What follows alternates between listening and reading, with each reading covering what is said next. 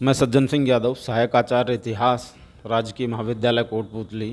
प्रिय विद्यार्थियों, BA part प्रथम वर्ष इतिहास विषय के विद्यार्थियों हेतु प्रस्तुत वीडियो का विषय है सैंधव सभ्यता का विनाश। देखिए, सैंधव सभ्यता के विनाश के लिए बहुत सारे विद्वानों ने बहुत सारे कारण या सिद्धांत प्रस्तुत किए हैं। उनके मतानुसार कई सारे कारणों की वजह से सिंधु सभ्यता का जो पतन था वो हुआ।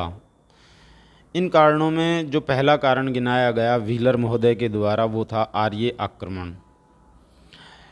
व्हीलर महोदय को हड़प्पा की खुदाई में जो रक्षा प्राचीर मिली और साथ ही ऋग्वेद में उल्लिखित पुरंदर और हरिपुरिया शब्दों के आधार पर व्हीलर महोदय ने आर्य आक्रमण का सिद्धांत प्रस्तुत किया।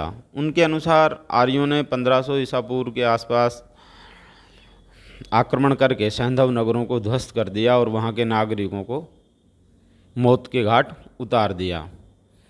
किंतु आर्य आक्रमण का ये जो सिद्धांत है, अब ये कल्पना प्रतीत होता है, क्योंकि मोहनजोदड़ो के जिन नरकंकालों का उल्लेख विद्वानों के द्वारा किया गया है, वे नरकंकाल न तो एक ही स्तर से प्राप्त हुए हैं और न ही वह इस सभ्यता के अंतिम स्तर से प्राप्त हुए हैं।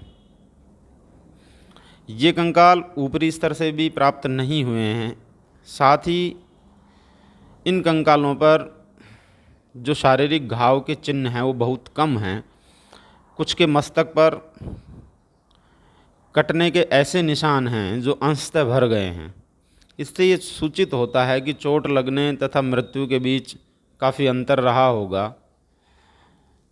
और दूसरा, जिस स्तर के ये कंकाल मिले हैं वहाँ या उसके बाद के स्तरों में भी युद्ध में प्रयुक्त होने वाली कोई भी सामग्री जैसे बाण है, भाला है, फरसा है, कवच, ये प्राप्त नहीं होते हैं। कहीं भी इस बात का प्रमाण नहीं मिलता है कि इतने बड़े पैमाने पर आक्रमण हुआ था। कुछ विद्वानों के अनुसार इनमें से अधिकांश की मृत्यु प्लेग, मलेरिया जैसी बीमारियों से हुई थी। अतः आर्यों द्वारा सैंधव वासियों पर आक्रमण करके उनकी सामूहिक हत्या किए जाने की बात की पुष्टि नहीं होती है। और जहाँ तक हरिपुरिया से हड़प्पा के तादात्म्य का प्रश्न है, इसके लिए दोनों शब्दों में मात्र ध्वनि साम्य के अतिरिक्त अन्य कोई आधार नहीं है। अतः वर्तमान में आर्य आक्रमण के सिद्धांत को स्वीकार नहीं किया जा सकता है। आर.एल. स्टीन और अमलानंद घोष जैसे विद्वानों का मत है कि सैंधव सभ्यता का विनाश जलवायु परिवर्तन के कारण हुआ। इनके अनुसार सिंध, राजस्थान, पंजाब आदि में पहले काफ़ी बरसात होती थी तथा इन क्षेत्रों में घने वन स्थित थे। धीरे धीरे ईंट पकाने तथा मकान बनाने के लिए जंगलों की कटाई की गई तथा जमीन के ऊपरी हिस्से से घास की छाया समाप्त हो गई। इस कारण पानी बरसना काफ़ी कम हो गया तथा इससे कृषि की पैदावार भी घट गई होगी। बड़े पैमानों पर वनों के काटे जाने से सूखे जैसी स्थिति उत्पन्न हुई तथा यहाँ के निवासी भुखमरी के शिकार हो गए। जलवायु परिवर्तन से नदियाँ भी सूख गई तथा सैंधव नगरों का विनाश हो गया। भूतत्व वैज्ञानिक एम.आर. साहनी का विचार है कि सैंधव नगरों का विनाश भारी जल प्लावन के कारण हुआ। जल प्लावन के कारण जमीन दलदली तथा कीचड़ युक्त हो गई, यातायात बाधित हुआ और पैदावार घट गई। इस कारण लोग अपना घर छोड़कर दूसरे स्थानों पर जा बसे और क्रमशः इस सभ्यता का विनाश हो गया। के.यू.आर. कनेडी ने मोहनजोदड़ो से प्राप्त नरकंकालों का परीक्षण करने के पश्चात ये निष्कर्ष निकाला कि सैंधव निवासी मलेरिया महामारी जैसी प्राकृतिक आपदाओं के शिकार हुए। इन आकस्मिक बीमारियों ने उनके जीवन का अंत कर दिया होगा, जिसके परिणाम स्वरूप सैंधव सभ्यता का पतन हो गया। कुछ विद्वान आर्थिक दुर्व्यवस्था को सिंधु सभ्यता के पतन का कारण मानते हैं। सैंधव नगरों की समृद्धि का जो मुख्य आधार था उनका पश्चिमी एशिया और विशेषकर मेसोपोटामिया की सुमेरियन सभ्यता के साथ होने वाला व्यापार था। यह व्यापार 1750 ईसा पूर्व के लगभग अचानक समाप्त हो गया। इस कारण सैंधव सभ्यता का नगरीय स्वरूप भी समाप्त हो गया तथा उसमें ग्रामीण संस्कृति के चिन्ह स्पष्ट होने लगे।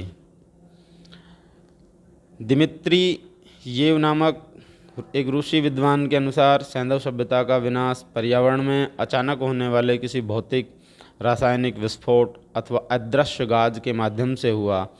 इस अदृश्य गाज से निकली हुई ऊर्जा तथा ताप 15,000 डिग्री सेल्सियस के लगभग मानी जाती है, जिससे दूर दूर तक सब कुछ नष्ट हो जाता है। यह पर्यावरण को पूर्णतया विषाक्त कर वायु दूषित कर देता है। मोहनजोदड़ो क्षेत्र से प्राप्त नरकंकालों की दशा तथा भीषण अग्नि से पिघले हुए पाषाण अवशेषों से दिमित्रियेव के निष्कर्ष का समर्थन भी होता है। उन्होंने इस संबंध में महाभारत में उल्लेखित इसी प्रकार के विस्फोट की ओर संकेत किया है जो मोहनजोदड़ो के समीप हुआ था।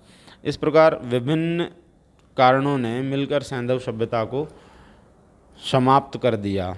स्पष्ट है कि इसका अंत अचानक न होकर एक दीर्घकालीन प्रक्रिया का परिणाम था, अतः इसके लिए किसी कारण विशेष को उत्तरदायी ठहराना उचित नहीं होगा। बीबी लाल के अनुसार जलवायु परिवर्तन, प्रदूषित वातावरण तथा व्यापार में भारी गिरावट के फलस्वरूप इस सभ्यता की समृद्धि समाप्त हो गई तथा नगरीकरण का अंत हुआ। उल्लेखनीय है कि अभी हाल में गुजरात के कच्छ तथा अन्य भागों में आए भूकंप से जो भारी तबाही हुई है, उसे देखते हुए कहा जा सकता है कि कुछ क्षेत्रों में सैंधव नगरों का विनाश भूकंप के प्रकोप से भी हुआ होगा। प्रस्तुत वीडियो में इतना ही। धन्यवाद।